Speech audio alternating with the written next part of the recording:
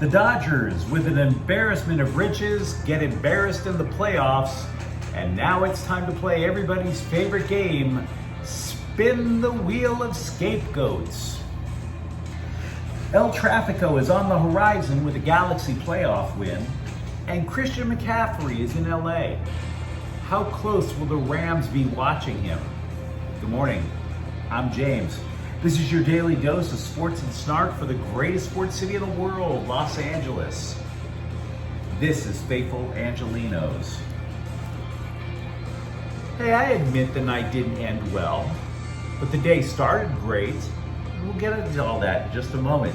It is October 16, 2022. If you like the content we put out about LA sports, clickety-clack the like button. Clickety-clack the subscribe button. There's a notifications bell. Hit that. It'll let you know when we drop new content. Sharing is caring. Let people know we exist. And yes, comment. It is Sunday. There is a God. There are blessings. I'm not God. So before we go through the news and notes from around LA, and I want to break down the Dodgers offseason in a moment, or at least the scapegoating part of it, let's take a quick look at the scoreboard. The best team in the regular season, most runs scored, fewest runs allowed, bounced. San Diego beats the Dodgers by a 5-3 margin on Saturday night. They win the series 3-1. They're going to face Philly in the National League Championship Series. Utah handed USC their first loss, 43-42. There is a rapid recap on the USC playlist. Side note, there have been people who couldn't wait to tell me that the Trojans are overrated and that they're a fraud. You do realize USC lost by 1 point in the final minute of the game. That's not a fraud. I want to temper that one down a little bit. We have a rapid recap on the Galaxy playlist because in MLS Cup playoffs yesterday, they defeated Galaxy 1-0. That will set up a delicious El Traffico playoff matchup with LAFC on Thursday. And the Kings picked up their first win of the season. Adrian Kempe scores twice in LA's first win of the year, 7-6 over the Minnesota Wild.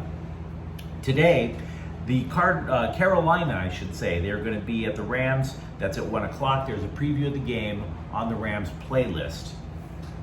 So, what do you say we spin the wheel of scapegoats? Because there has to be a scapegoat. I mean, there's a good friend of mine who goes on Twitter and he tells me, hey, people need to chill. LA scored or won 111 games of the regular season. Fair point.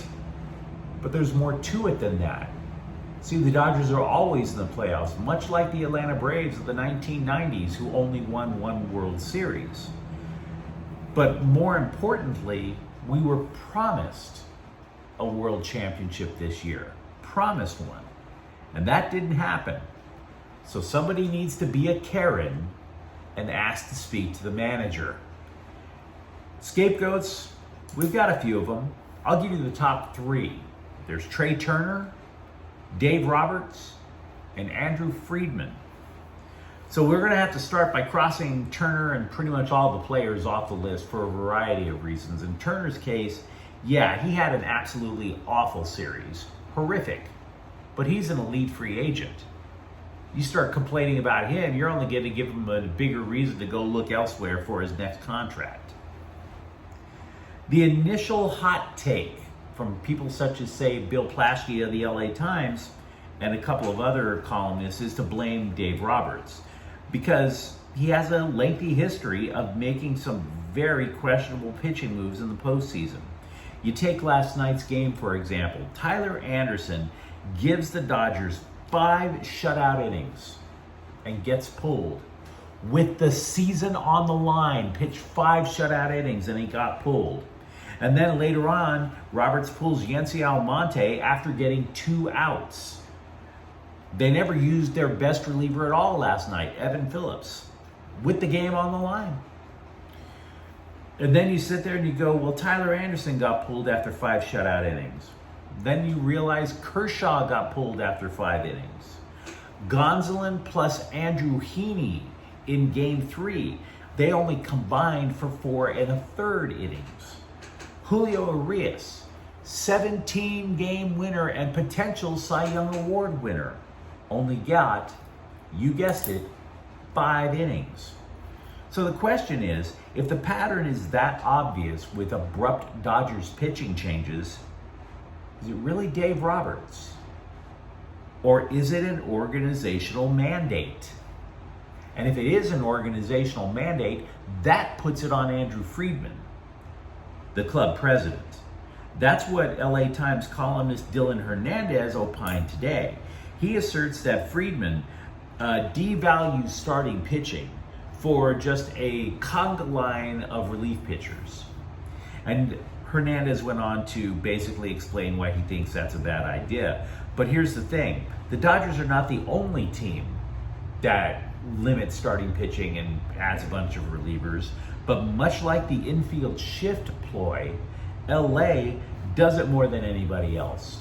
So this was predictable, as if the Padres were saying to themselves, yeah, well, we're just going to ride this storm for 5 innings and then beat up on the Dodgers bullpen, which is exactly what happened last night.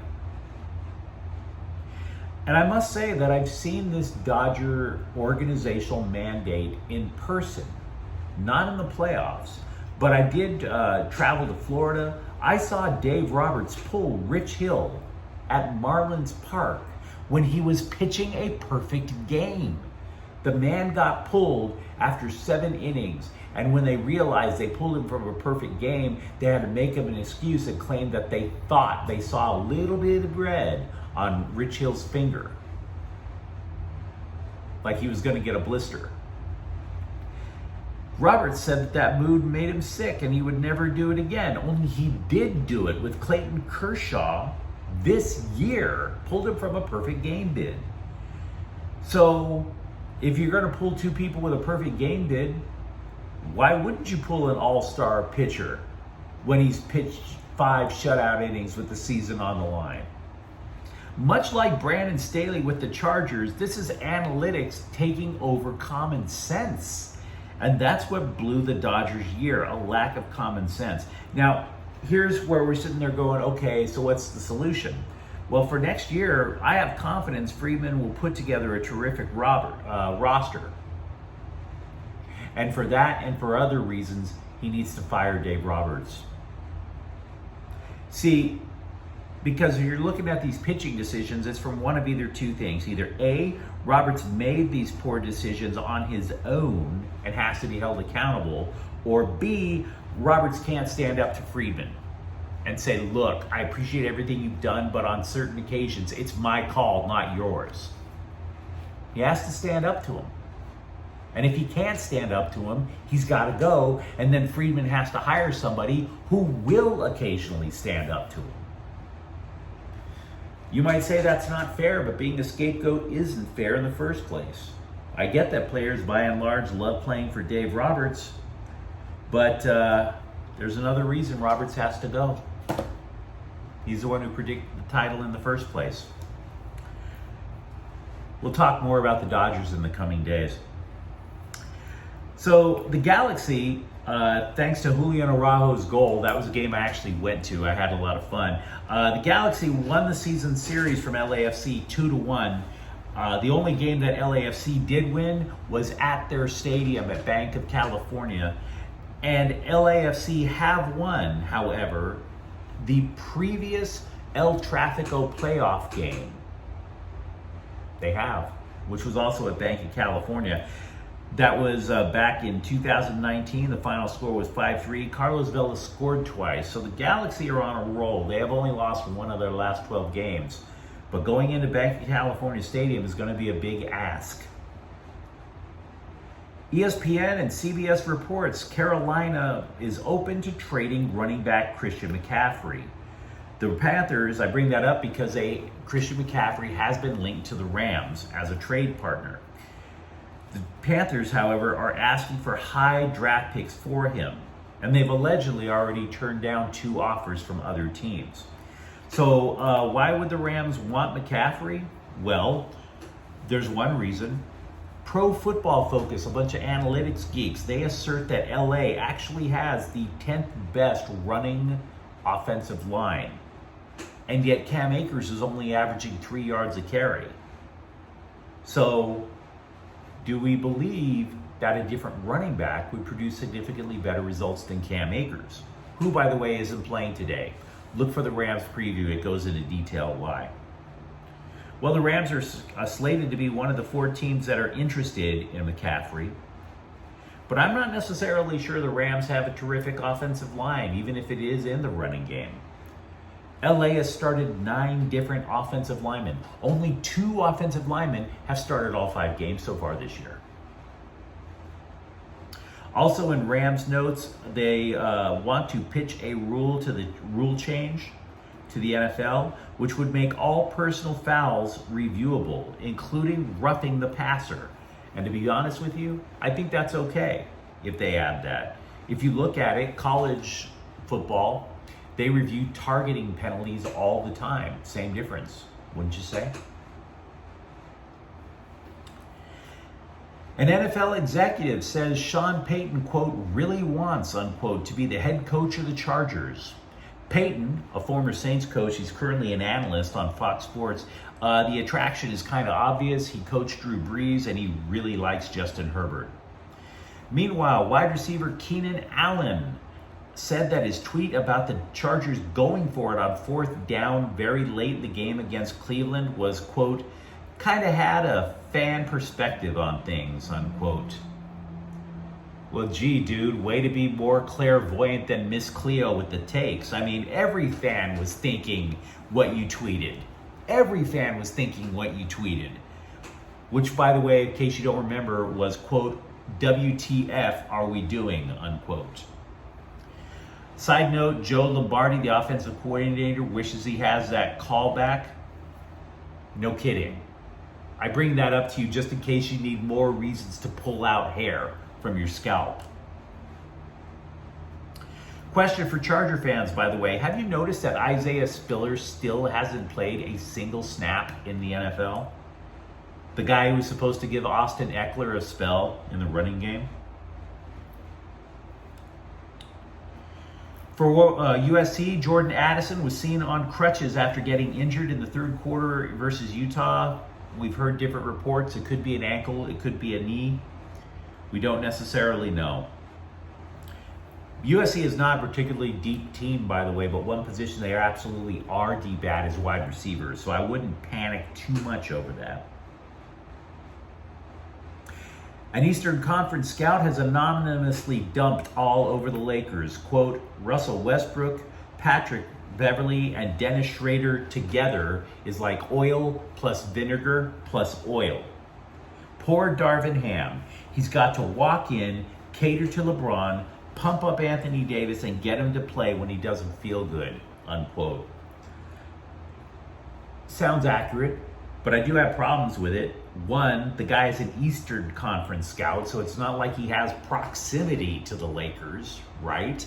This isn't somebody in the Lakers organization. It's not even somebody in the Warriors or the Suns organization. It would be one thing if the guy said, off the record, I know a bunch of people on that team and this is what's going down, but he didn't have that. That's just random speculation. Final opening rosters for the season must be in on Monday, by the way. Matt Ryan has made the Lakers roster. If you're wondering why, it's because he probably shot 37.5% from three-point land in the preseason. Other roster notes for the Clippers. Yahoo Sports reports Reggie Jackson has won the competition for starting point guard over John Wall. The primary reason is said to be continuity, in that he's been there for more than 2 years, and Wall can't even play back-to-back games just yet. Finally, over at UCLA, 4-star safety R.J. Jones has committed to join the recruiting class of 2023. He previously committed to Cal. Since the Bears just lost to Colorado, yeah, I think decommitting from Cal is a good idea, dude. He plays for St. John Bosco, a team that averages only 6.9 points allowed per game. He is the number 24th player overall in California, and he is now the elite pickup for the Bruins in their recruiting class. You might recall they lost a running back to Georgia. Lots of stuff, wouldn't you say? Now, if you enjoyed this content, don't forget to subscribe to Faithful Angelenos. We do talk LA sports here. Thank you for watching. I'm James. We'll be back tomorrow. Faithful Angelenos is a Porta El Queso production. Take care.